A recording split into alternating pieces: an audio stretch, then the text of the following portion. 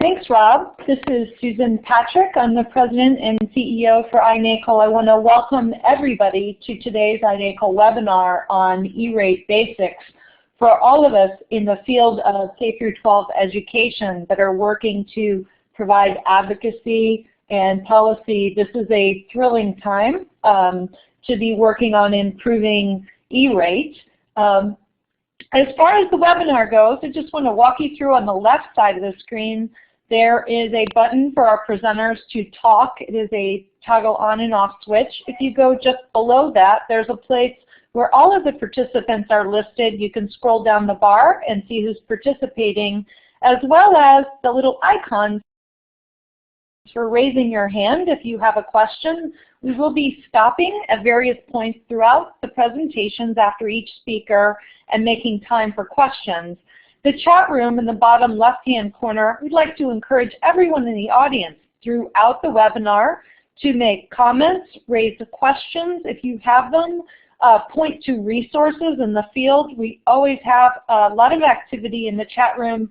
I will be facilitating and moderating today's webinar, so I will be sure and pull out questions in the webinar so those of you on the phone who are joining us on the teleconference line can also listen in. This webinar is live on the internet, and people have audio and capabilities online, as well as the ability to call in and follow the slides. The webinar will be recorded and archived for future use. So thank you again for joining us today. At the beginning of the webinar, we will move through quickly the basics behind E-rate to engage in a dialogue with our guest today, FCC Deputy Division Chief Lisa Hone, who we are thrilled is joining us for this live conversation, especially after the open meeting last Friday and announcing the work that the FCC is doing. So welcome to all of our guests and all of the participants today. John Bailey, the Executive Director for Digital Learning Now, will help walk us through E-rate basics as well as areas to watch out for and how you can get more involved. John Bernstein has been a real leader in the field of ed tech and E-rate. He is the co-chair of ed-linc, the ed-linc coalition, and has been working on this issue since E-rate's inception back in 1996. We're thrilled that John Bernstein can join us today to walk us through some of the history and background context. Lisa Hone is the Deputy Division Chief. She is with the Telecommunications Access Policy Division, Wireline Competition Bureau at the Federal Communications Commission. And Lisa, when we go through the basics and the introduction and walk through the history of E-rate, we will be turning over the conversation to you. I'll be facilitating questions so we can engage in a dialogue, and we are thrilled that you are joining us here today around the E-rate 101 basics for education advocates, with all of those joining us. So to get started, just as background, iNACOL is a nonprofit organization that works on policy advocacy, quality standards around new learning models, which are driven around transformation of education, and believe that blended online and competency-based education can dramatically change the system using advanced technologies to improve student-centered learning. With that, we're joined with Digital Learning Now and ed-linc to help host this webinar. So the overview is really our goal today is to empower education advocates to get involved in the E-rate discussion. We're setting today's conversation up as really an E-rate 101 on the basics. We will be hosting future webinars on August 6th that look at understanding more advanced concepts and issues around drivers, strategies, defining capacity needs for the field.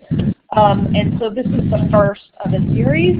The topics that we will be covering today are the basics, some of the regulatory history, E-rate 2.0, what we need to be looking out for and how to get involved, and the discussion with Lisa Hone of the FCC. So E-rate basics. I will be covering this with John Bailey from Digital Learning Now. Where we are now. So newsflash, if you haven't seen it, last Friday the FCC launched an update of the E-rate program announcing a Notice of Proposed Rulemaking. Let's go back. E-rate was established in the 1996 Telecommunications Act. This was handled in the Commerce Committees of the House and Senate and signed into law. The E-rate, what it does fundamentally is provide discounts on telecommunications services, internet access, and connections to libraries and schools. Schools apply for the E-rate funding through the Universal Service Administration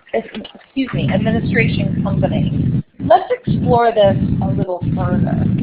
John Bailey, can you walk us through some of the E-rate basics around Universal Service and the Universal Service Fund?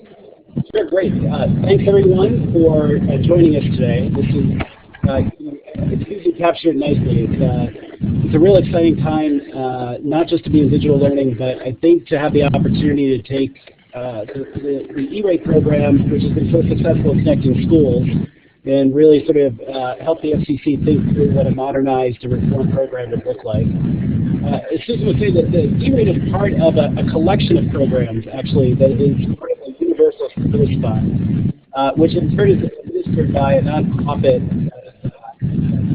contracts with the FCC called Bernstein.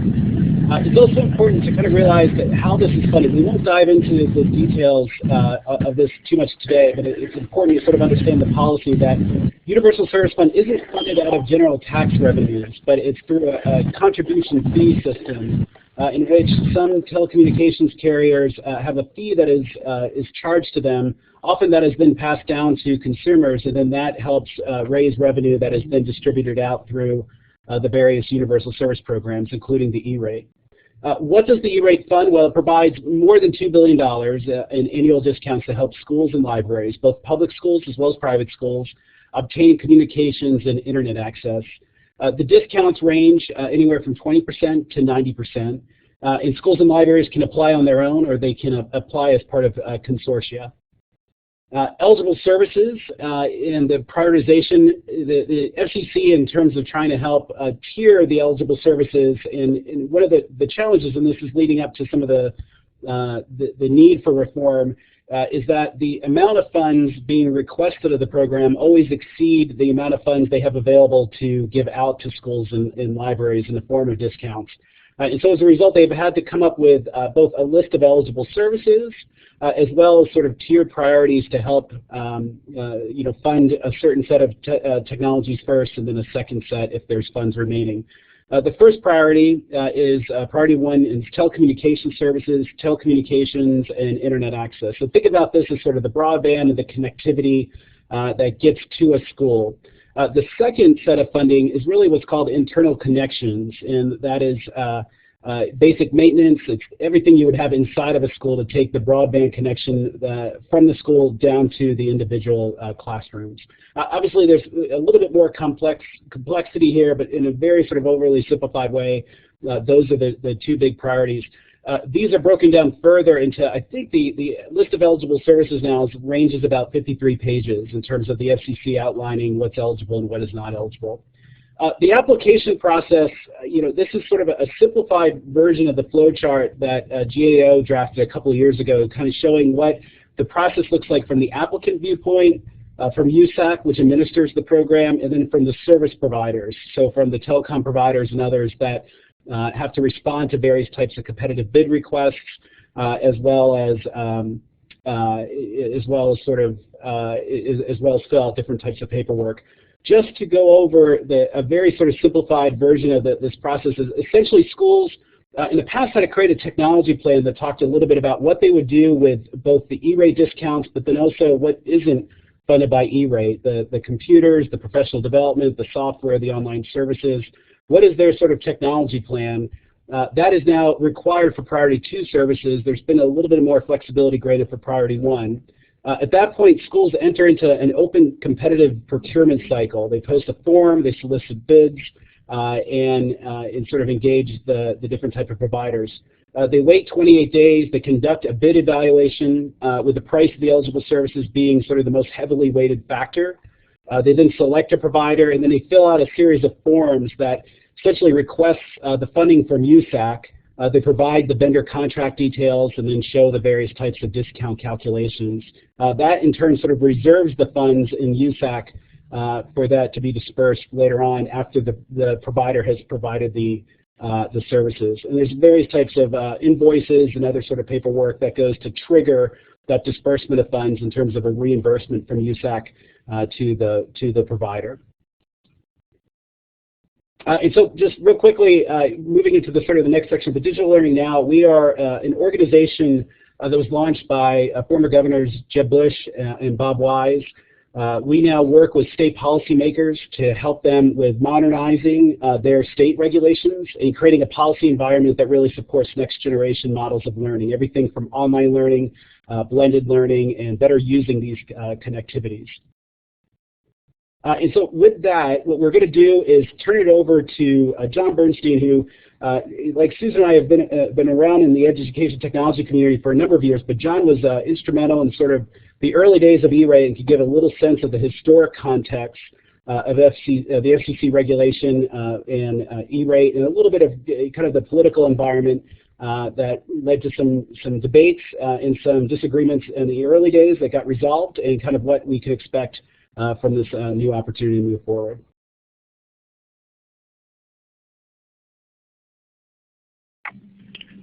Great, thank you, John. So what I wanted to do today was give you a little bit of a historical context for what the E-rate is. And I think the most important thing for everyone to understand is that the E-rate originally was a very bipartisan program, and I think it still is today. The 4 senators who passed it, Senator Snowe, Rockefeller, Exum, and Kerry. Senator Snowe was Republican. The other 3 were Democrats. They were huge supporters of the program and helped push this through. The other thing that's important to understand about those 2 folks is that, about those 4 folks, is that they're all rural state senators. So this program is very focused on rural issues and making sure that rural connectivity occurs. It's not simply to make sure that it's only urban areas. It really is also very focused on rural. So I think that's critical. Let me give you a little bit of an introduction to myself. My name is John Bernstein. I co-chair the Education Library Networks Coalition. ed-linc has been around since the early days of the program. We helped get it passed, and we continue to work on it to this day. Most of the major K-12 public and private education associations belong to ed-linc, plus the American Library Association. And we are going to be very hard at work to think through this massive 175-page Nprm that just came out. If we can move to the next slide, please. I for some reason can't do it myself. We can probably move to the next one. Please move to the next. There we go. So what I think is really important for people to understand in this Nprm is that it raises clearly a whole host of issues. But a lot of these issues are issues that the program has faced sometimes repeatedly over the 15 years of its existence. So it's going to be very interesting to see how this plays out. I think one of the most important things for all of you on the phone to understand is that, at least from the schools and libraries perspective, funding is and has always been one of the #1 issues about this program. E-rate was originally, at least the size of the fund, was originally based on a McKinsey report, I believe, which dates back to 1998. That was well before we had access to smartphones and tablets and the wealth of digital materials that are available online, including digital textbooks. So it doesn't really contemplate that. When the cap was set, it was set at $2.25 billion. But one thing to bear in mind is that we didn't actually get to $2.25 billion until the second year of the program. Initially, only $1.8 billion was approved for the first year of the program. And by the way, that first year of the program wasn't a 365-day year. It was actually 18 months. So from the moment that E-rate became a reality, that $2.25 billion number was really the foundation of the program, but was also a number that was frequently oversubscribed. Even as far back as 1998, our first ed-linc report, we did a series of profiles in this program, shows that 15% of priority 2 applicants were turned away. By 2000, we could not get below 80% eligible discount levels for priority 2. 2012, last year, we couldn't get beyond the 90% range for priority 2 applications. And now, this coming year, if there is no new money for E-rate, we are likely to see absolutely no money available in priority 2. So funding is and has always been an issue. And I can assure you the schools and libraries community in this NPRM is going to be very focused on the funding issues. And I believe that it's fair to say that whatever efforts are taken to trim and nip and tuck within the E-rate program in terms of eligible services, in terms of the discount matrix, we fully anticipate that those cuts are still not going to match the $5 billion demand this current year for the program, let alone what demand is going to look like 2, 3, 4, 5 years from now. That's number one. Next issue is goals. Goals for the program have always been a really curious thing. We started off with this idea that E-rate was really just supposed to provide very basic conduit access connections to schools and classrooms. And back then, we were talking about dial-up access. And what we were most concerned about was getting all of those schools that had been not connected to the internet, and that's, by the way, somewhere around more than 80% of them, and back in 1998, to get them with some basic connection to the internet. And clearly, the program has been incredibly successful in establishing those basic connection rates. By 2005, we were certainly pretty much there with all schools and libraries that wanted to be connected. There may be 4 or 5% of schools that were not, but I would say to date, we're probably at 100% connectivity. And I think a fair amount of the credit belongs to E-rate for that. But the question has always been, we've connected schools to the internet, but are they actually connected at adequate speeds to meet their needs? So increasingly, and even starting as far back as 2005, ed-linc has been looking at different ways to measure the program. Because clearly, when you get to 100% of just pure connections, we're already there. But that's not enough. And to support digital learning, all the tools and the services that are coming, we really need to get beyond that, beyond just basic connectivity. We need to get an idea of speed and bandwidth level, and we need to make sure that everyone is where they need to be in order to make use of virtually all of the telecommunications and advanced services tools that are out there. So ed-linc started talking about this back in 2005. 2013, it sounds like other people started climbing on board this idea of actual bandwidth goals. You saw the president, you saw Commissioner Rosenworcel talk about 100 megs per 1,000 students as an interim goal, with 1 gig as the ultimate goal. You're certainly hearing more and more commentary about those goals, and you see that reflected in the NPRM as something to be addressed. ed-linc has not yet taken a position on what the appropriate measures are, but we think this is moving really in the right direction. One thing also that I'll mention here, and you see this in the NPRM, you'll see this notion of, should we be measuring E-rate based on educational measures? Should we be deciding whether or not E-rate has been successful because more kids are passing state exams or some other academic measurement? ed-linc has always not supported this. We don't think that the statute really calls this an education program. Remember that it was passed by the Senate Commerce Committee. It is a program that's located at the Federal Communications Commission. It is about connections. It is about bandwidth. It is not necessarily about improving the needle for test scores. We think that implementing high bandwidth and excellent technology and professional development, all those other components, really lead to 21st century schools where kids will do better. But I think it's a very difficult thing to draw a bright line between broadband and test scores, as it is with just about everything else. So let's move on to the next slide, please. If we could. There we go. Other things that have come up in this NPRM and that have come up many, many times before, waste, fraud, and abuse protections.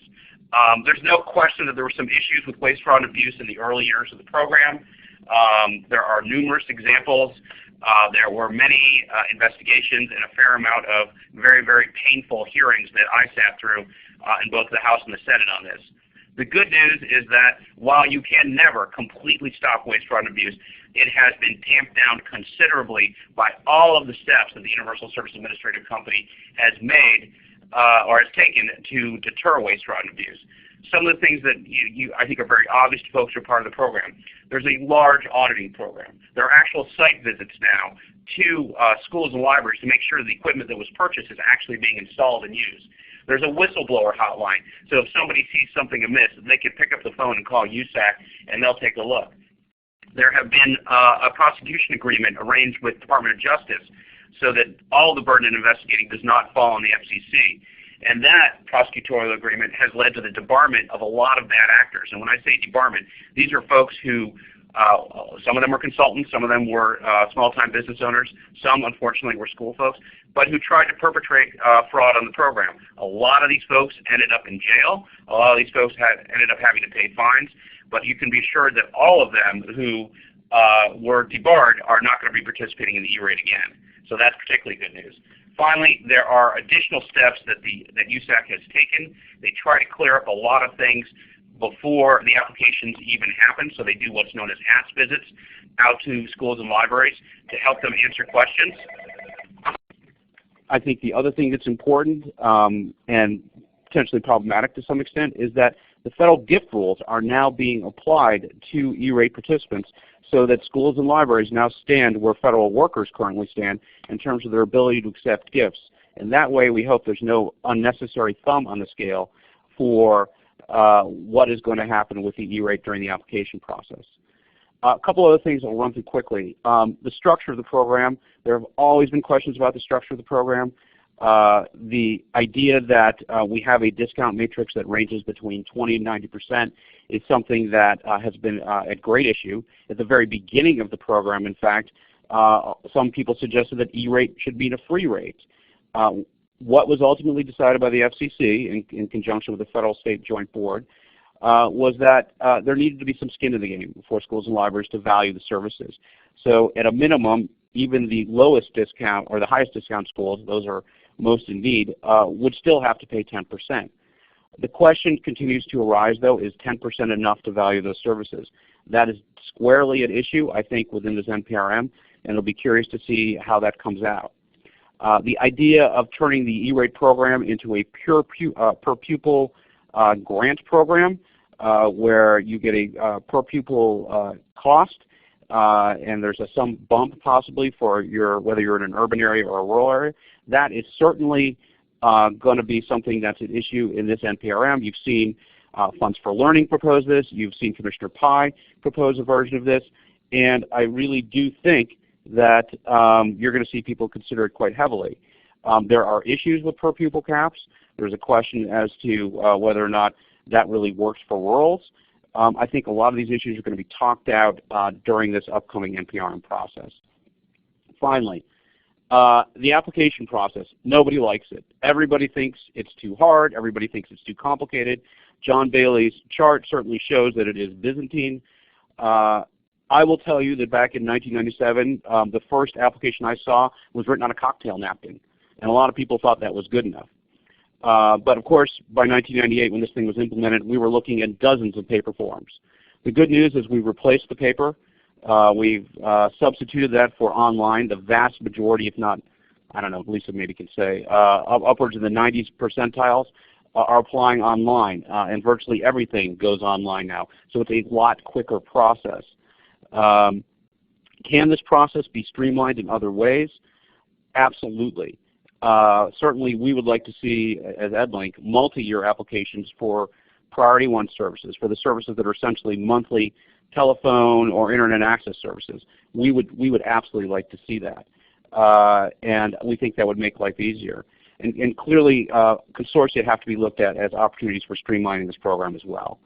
And let me just move quickly on to the last slide, and then I am done. So whoever's in charge of the slides. There we go.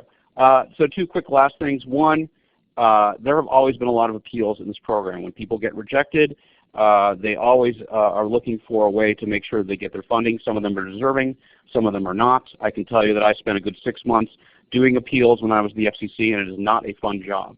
But while there have been complaints that the appeals backlog is large, just purely the backlog of the appeals that USAC sees, in program year 2011, there were 1,800 of them, and it took 3 months to resolve each of those. So that's not a terrible number.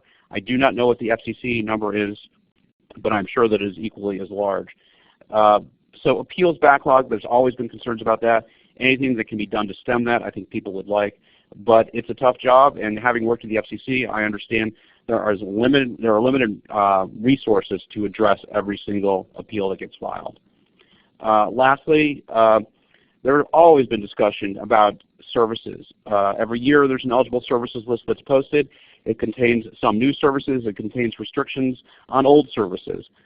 This year in this NPRM, you're seeing a discussion of eliminating some services as a way to save some money within the program. Voice is a service that has been around a long time.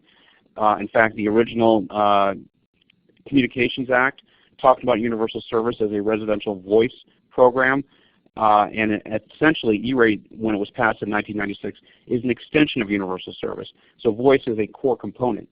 By the way, back in 1996, as I mentioned at the top, voice was absolutely essential because dial-up was really all schools could do.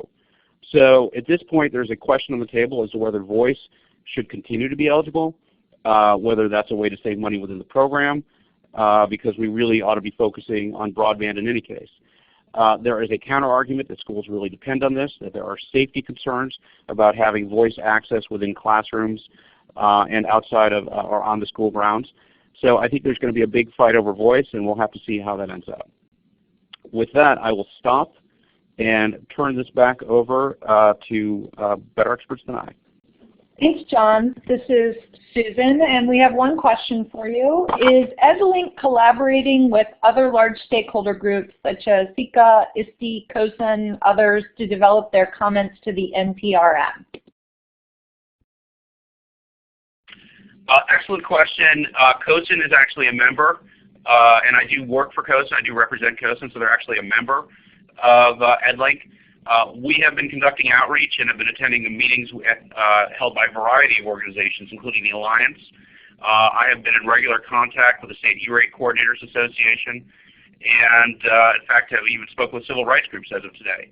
We are going to be talking with telecommunications providers because we think they're an important part of the equation.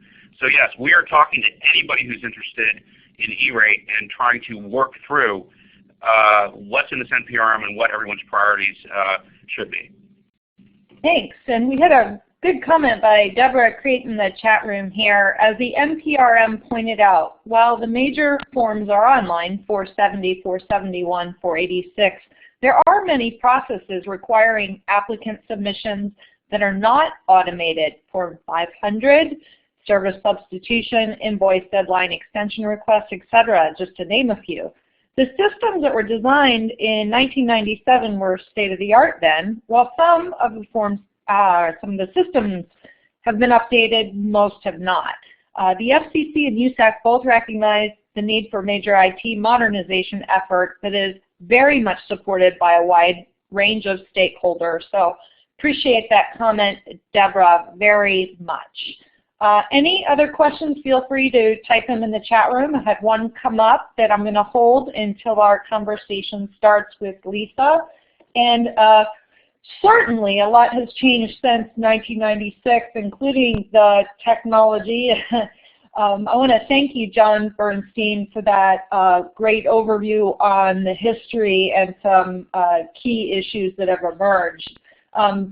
I think on the question, is there a need to update E-rate for 2.0? The answer is clearly an increasing chorus across the field of yeses. How do we improve E-rate to better serve Learning 2.0? And to address this, I'm coming back to you, John Bailey.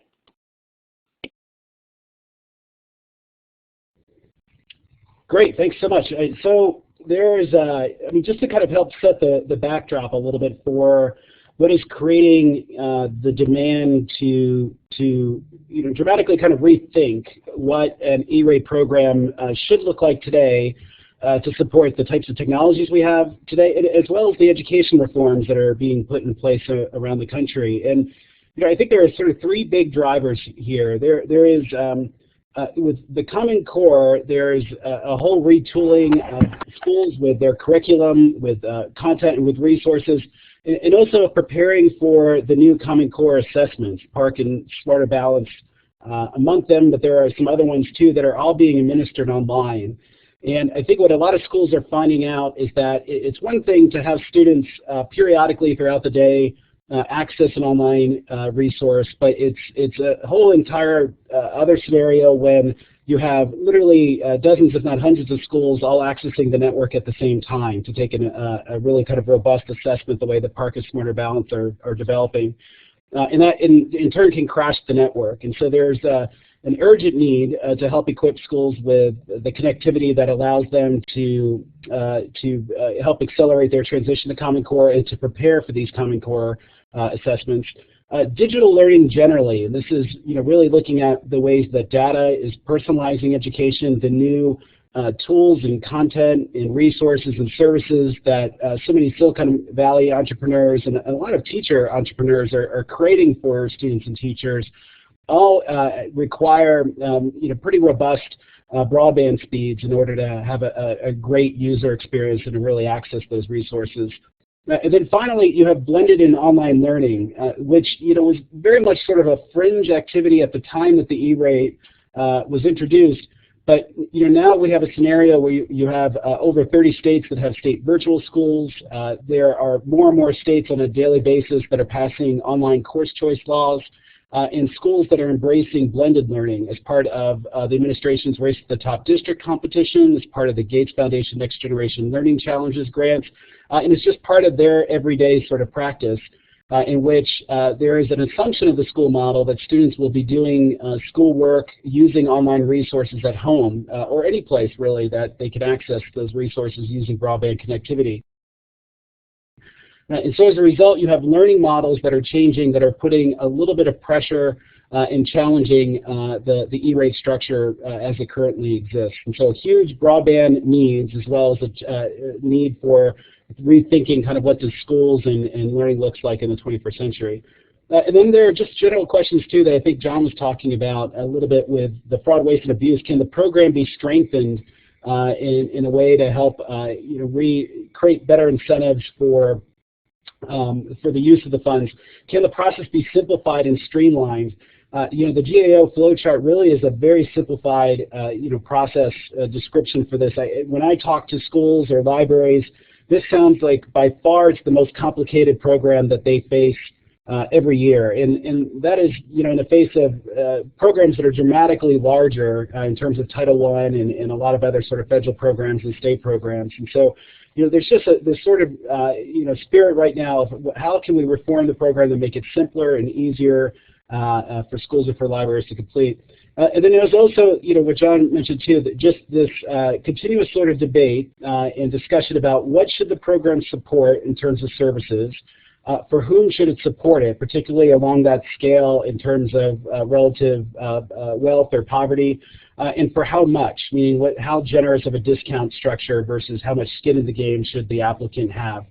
These have been constant tensions during the program, and very much, it's a chance here with E-rate 2.0 to kind of, talk about that, discuss it, debate it, and hopefully move some progress forward. Another huge element in terms of driving the need for a reform program, and John mentioned this too, is that the need as expressed in terms of services demanded through the application forms has nearly tripled since the program first was created, but the amount of programs, or the amount of dollars that have been available has pretty much stayed the same. And so you have increased demand with relatively the same amount of program dollars, and as a result, it's crowding out what's available for the Priority 2 services, and it's creating more tension about how to reallocate the funds in a way that is fair, but also helps support the goals of the program too. And that is really kind of what is given some emphasis to kind of where we are today, which is the opportunity to update E-rate, to modernize it, reform it, and to strengthen it. You had an FCC vote last Friday to unanimously proceed with a Notice of Proposed Rulemaking.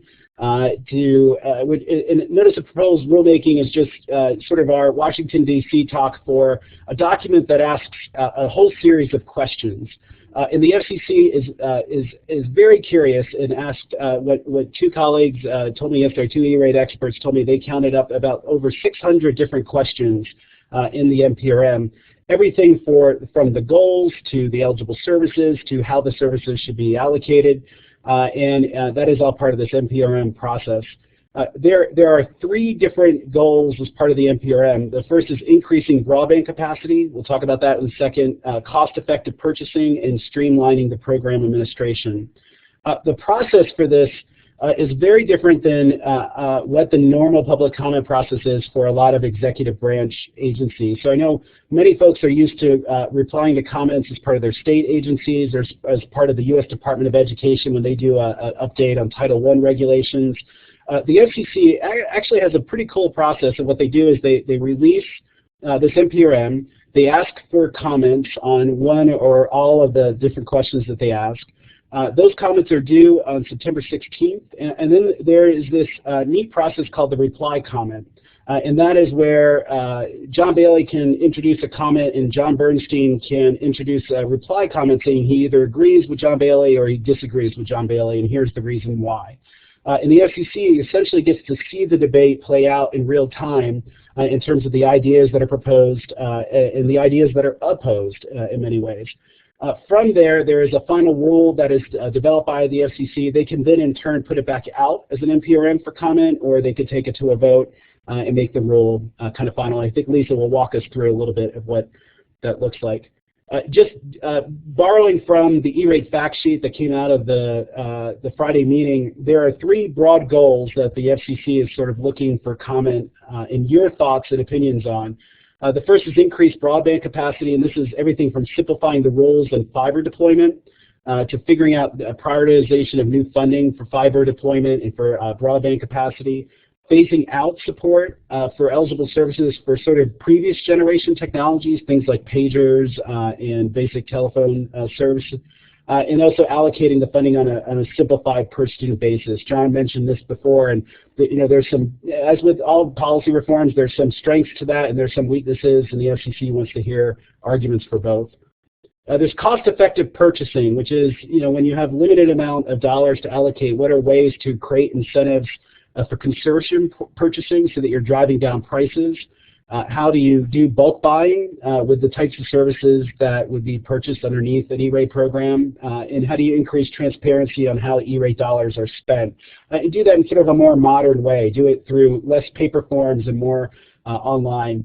And is there a way to create a pilot program that incentivizes and tests more cost-effective purchasing practices? In another part of the Universal Service Program, the FCC just did a reverse auction, which is a way of sort of in real time, it's like a reverse eBay. You bid down prices in real time versus bidding up. And it was a way of allocating some limited dollars to help provide broadband services. And so I think that they're interested in kind of new innovative ways to help sort of drive down some of those costs. The streamlined program administration, this is looking at everything from the forms to the way that the forms are processed by USAC, including how to more expedite the review of the applications, how to provide a streamlined electronic filing system, increasing transparency, and simplifying the eligible services list. I think as anyone knows that has completed these forms, there's just this is a target-rich opportunity in terms of simplification. That the forms right now are really complex, the process is really complex, and I think what ends up happening is that a lot of districts don't really count on these funds as much as they hope they get the funds, but they have to sort of wait, and this is an opportunity to create a more simplified process to create more certainty. And then there's a handful of other issues too. There's the Children's Internet Protection Act, which was a law to help protect children's privacy. The FCC is seeking comments on if that should be extended to the devices brought into schools and provided by schools for at-home use. in adjusting various changes to the school lunch program, which is used to help measure poverty, as well as a couple other different things too, including an interesting wireless community hotspot. But with that, I think what we'll do, because really when we were preparing for this webinar, the NPRM was still sort of conceptual. It was going to be released, but we didn't know when it was going to be released. And then just 48 hours ago, the document came out, and so we are very lucky to have Lisa, who is with us today from the Telecommunications Access Policy Division of the Wireline Competition Bureau, and she can talk us through a little bit about the NPRM and some of the details that the FCC is looking for your input on. So with that, I'll turn it over to Lisa. Hi, this is Lisa Hone. I actually don't really have anything to add. John did an excellent job summarizing the NPRM. I can see that there are lots of folks on this webinar who are familiar with the FCC. But for those of you who aren't, let me take a giant step back and just give you a little perspective. The Federal Communications Commission is an independent federal agency, so the chairman and the commissioners are appointed by the president and confirmed by the Senate. But the agency is independent of the administration. It's normally, at full force, it's a 5-member commission. Currently we have 3 members. It's a bipartisan commission. Our acting chairwoman, Mignon Clyburn, and Commissioner Jessica Rosenworcel are both Democrats, and Commissioner Pai is a Republican. And the commission voted out this NPRM on last Friday, unanimously. They each have statements that you can see online, because I see on the chat that there's some people interested in the politics around it, and probably the best way to get a sense of that is to read the individual commissioner statements. But they did all vote yes to issue this NPRM and seek comment on reforming the program in the ways that John Bailey described. We very, very much want stakeholder input, and I would encourage all of you to provide input on some of the questions, if not every single one of them, because there are a lot of things we're seeking comment on. Although you're welcome to give comment on everything. We have a formal process, the comment and reply comment process. And just to be clear, if you choose to file reply comments, you don't have to be specific about what comments you are replying to. You can just file your own thoughts within the reply comment period.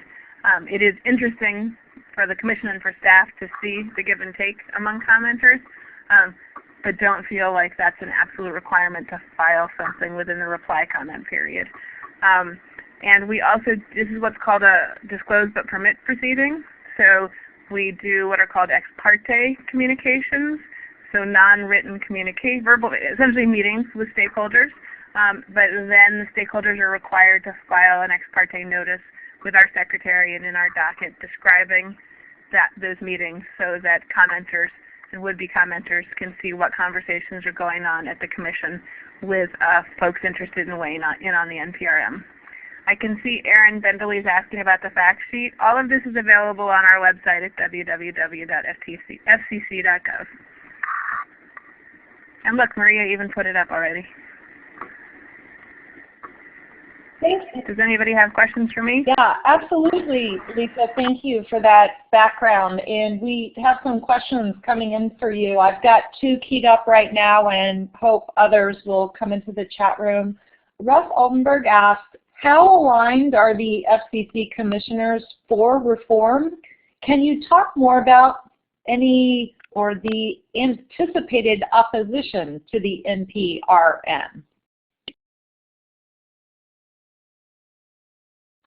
So, as a staffer, it wouldn't be appropriate for me to try and speak on behalf of any of the individual commissioners. Again, you're welcome to read their statements.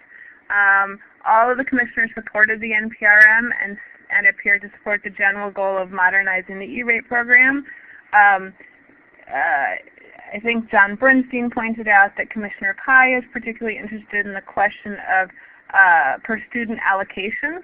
That is allocating money on a per student basis with some adjustments for rural locations and for poor locations and possibly other adjustments. So there is a section of the NPRM that seeks comment on that approach, and at the commission meeting he thanked his fellow commissioners for including that line of questioning in the NPRM. Commissioner Rosenworcel has done a number of speeches on E-rate reform and E-rate 2.0. Again, those are, in addition to her statement, those are available on our website. John Bernstein may want to add on here, but the things she's talked about include high-speed connectivity to schools, multi-year contracts, increased consortium purchasing. Those are the sorts of things that she's talked about in her speeches. And the chairwoman was obviously, and the way it works is the commission is the chairwoman essentially decides what goes on the agenda. So she is supportive of the NPRM and of getting high-speed broadband connectivity at schools and libraries. Now, I should say this is a notice of proposed rulemaking, so you shouldn't read anything into my comments in terms of thinking that the commission or the staff of the commission is leaning one way or the other. We are truly seeking comment, and we would like high-quality, data-driven comments so that we can make high-quality, data-driven decisions. So the more information you can provide us, backed up by evidence, the better staff here can do their jobs, and the commission can ultimately do its job. Thanks. John Bernstein or John Bailey? I'll turn it to John Bernstein first to see if you wanted to add anything. I mean, I think Lisa was right on.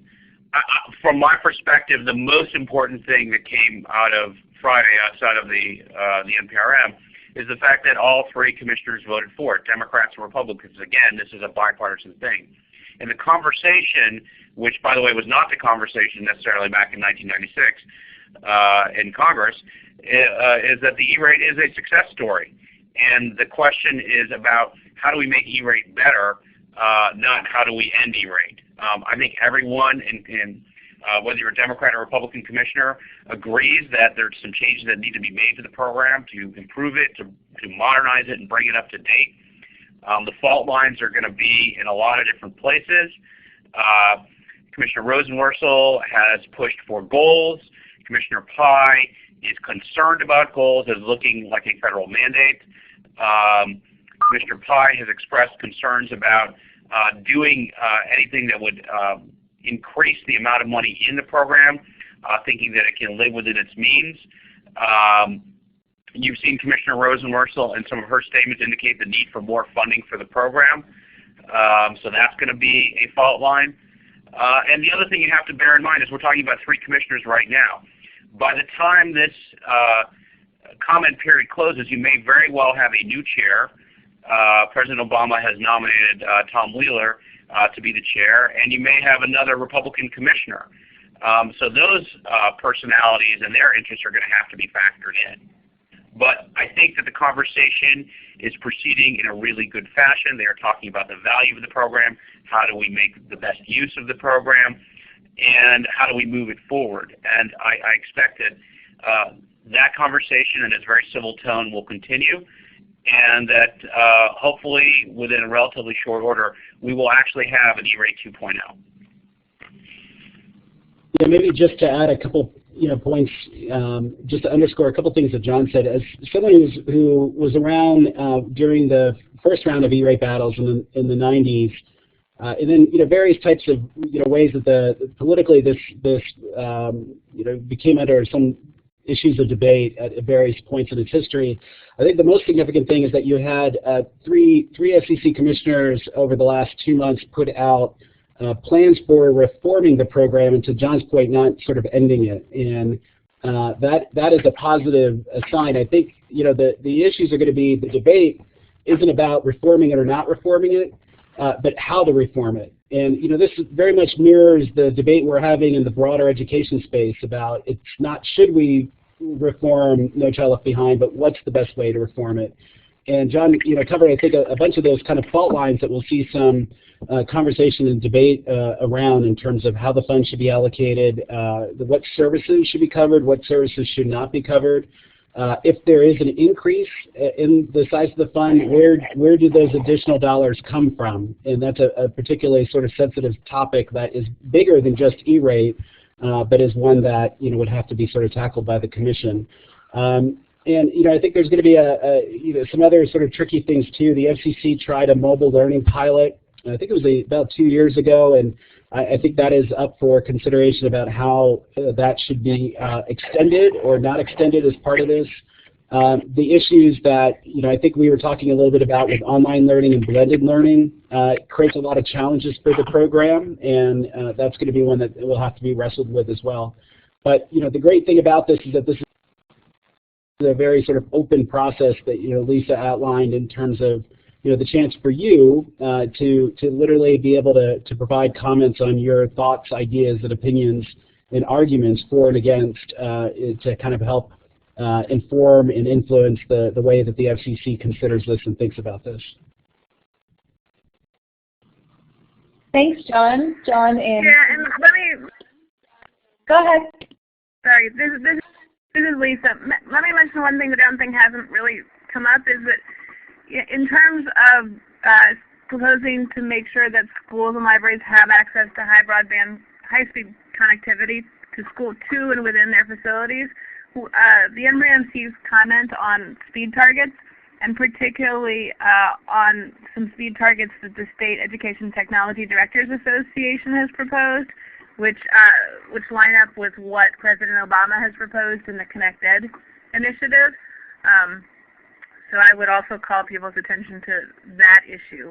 Should we have specific targets for connectivity speeds, and if so, what should they be?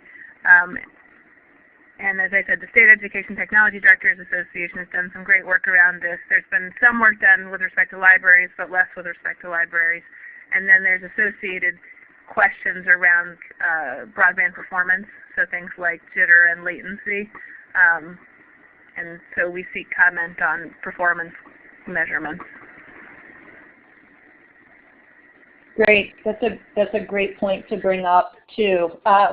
Switching over, I've got questions from Kim Friends, Mark Schneiderman, and Lucy Getman. Kim Friends asked, does the 2013 no funding or lack of funding for Priority 2 situation look to have no solution, or are there any discussions about supplementing 2013 to bridge that gap? Or are there other solutions to address the shortfall? Lisa, is that something you are commenting on? Well, I'm not making news here, which won't surprise Kim. The past several years we've had substantial carry forward funds, that is funds unused in previous years that we've been able to carry forward to fund at least some P2. This year we actually had to use carry forward funds to ensure we could fund all of P1. And so there's no immediate resolution to the question of whether there will be any money available for P2. And it's not something that's directly teed up in the Nprm, given the timetable of the Nprm versus the funding year.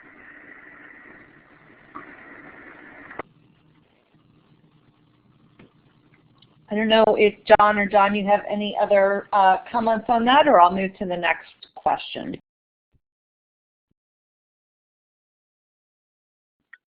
Well, all I'll say is, I mean, it is a real problem. And, depending on how long E-rate reform takes and how long until we actually see some sort of funding increase in the program, this is not a 2013 alone problem. Because once you get through no money for P2, the next thing that has to happen is that you have to start prorating P1. So you start losing dollars to the very basic services of the program. So yes, this is a big problem, but it is just the tip of the iceberg, and it gets much worse the further below the surface you get. Thanks. And I see Giselle Huff also has her hands up, so I will do Mark's, Lucy's question, and then go to Giselle. So Mark Schneiderman's question is for Lisa. Is there a formal, parallel, or related process expected soon related to contributions at large for USAC programs? Are contribution issues included in the E-rate NPRM? Thanks. So what Mark is referring to is the fact that all 4 universal service funds, money for all 4 universal service funds are collected through the contributions process that John Bailey described, and USAC administers all 4 of the programs. There is an open, I think it's actually a further notice of proposed rulemaking with respect to contributions. We have not done separate contributions rulemakings with respect to the different programs, but there is an open rulemaking on contributions issues that's currently pending at the agency. The E-rate NPRM does not ask about contributions issues. It does see comment on how much it would cost to do the kind of high-speed connectivity that is proposed in the NPRM, and to fund schools' needs both to the school and within the school, and to libraries and within libraries. Thank you. Lucy Getman has another question. Would the FCC consider extending the comment period? Such a wide-ranging and historic inquiry into E-rate modernization deserves thorough consideration, and September 16th is a pretty tight response time. I'll add, are there more than one periods to comment, or is this comment period between now and 16th, this tight timeline, the only one? It's a good question, Lucy. So Lucy, I think you win some sort of prize for asking 3 days in whether we're going to extend the comment period. I'm not surprised to hear the question, but the thing is, this is actually a very long comment period for us. Normally we do a 30-day and then 15-day comment period, longer and bigger proceedings for sure, but the commissioners were very cognizant of the fact that August is a rough time for everybody to get comments together, but especially for schools, folks who are trying to finish vacation and get geared up for school, a new school year, and so that is the reason actually that the comment period is pushed as far back as it is, and why the reply comment period is a full 30 days. It might be 31, I have to do my count, but the thing is, there's some tension here, right? We want to get really high quality comments, and we want to give people the time they need to prepare those comments and then to engage with the commission and with each other. At the same time, there's a real recognition of the need to move forward on reform, and issuing the NPRM is really just the first step in doing that. So the commission adopts the NPRM, then it's released. Both of those things have happened. Then we have a comment period, we have a reply comment period. During that time and afterwards, people have the opportunity to come in and meet with the commissioners, commission staff, and do it by telephone or in person for ex partes. The staff has to make recommendations. The commissioners have to decide where they are. Eventually, an order has to be circulated. The circulated order is negotiated. Eventually, the commission might vote out the order. And then after that comes the part that staff hates the most, which is Paperwork Reduction Act approval. So to make changes to any of the information that we collect as part of this program, so we tend to think of it as forms, but it's not really forms. It's any information collection. We then have to go through an extensive OMB process at the Office of Management and Budget, which usually takes another 180 days, which is 6 months. There's an emergency process in which you can do it in 90 days, which is 3 months. So we're talking about a really long timeline, even if everybody moves as fast as they can, all of which is to say there's a tension between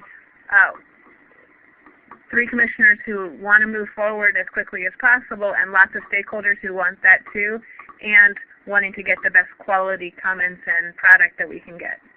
So I think it's premature to answer the question about extending the comment period, but I want to give you a context for why, for the pros and cons of even thinking about doing that. It's probably a longer answer than you wanted, huh, Lucy? This is John Bailey. Maybe, Lisa, just a follow-up question on that. Maybe instead of extending the comment period, the one sort of question that I think is sort of out there is that the this current NPRM asks very sort of broad questions, but doesn't sort of lay out a straw man of a program for folks to react to. And I think, by my count, if you count the FCC commissioners and Funds for Learning, SECA, folks like education superhighway folks, there's probably 6 or 7 different sort of plans out there already before the NPRM even started. Once you go through this comment period, would the FCC develop sort of the framework of a draft revised E-rate 2.0 and then put that framework back out for comment, or would that go just strictly up to the FCC for voting up or down? Not necessarily. It would not. This is going to be repetitive. It would not necessarily be necessary for the Commission to put something else out for comment. So if you look, the Commission actually has reformed all 4 of its universal service programs in the last few years. The E-rate program was reformed first in 2010, and it was sort of reformed light compared to the other programs. But Lifeline, the high-cost program, and the rural healthcare program underwent massive reforms. And in each of those cases, the Commission did not go back out with a second NPRM. But I believe in all 3 of them, or at least in 2 out of 3, the Commission did go out with what's called a public notice, or the Bureau, the Wyoming Competition Bureau, put out a public notice seeking further comment on some very specific issues. But not with the sort of skeleton that you're describing. Great, thanks. And I see we're at the top of the hour, so we'll stay on just a few minutes for those that have additional questions. For those of you that have to jump off, I want to thank you. Giselle, I see you have your hand raised. I wanted to call on you for the final question here, and feel free to toggle on and off the microphone or just type it in.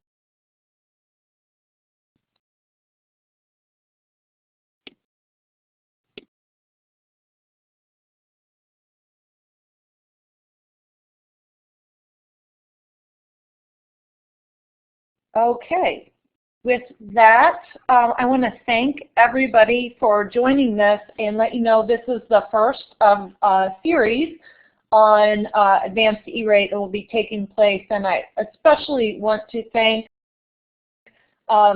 Lisa, John, and John for your leadership on this issue and working.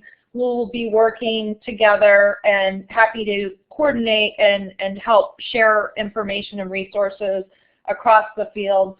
Our next E-rate webinar is going to be a more advanced discussion around the needs of the field, strategies, drivers, and helping to define capacity. We mentioned education superhighway, and we'll be doing this in partnership with other leading education organizations. I see Peter Zamora from the CCSSO has joined us here. So to all of you at ed-linc, DLN, and your organizations across the field of education advocacy, and especially to Lisa at the FCC, I want to thank you for participating today, and we'll look forward to this being the first in an ongoing conversation to help build capacity in the field to respond and give you the very best comments to improve E-rate 2.0 for the 21st century. So thanks again. Take care.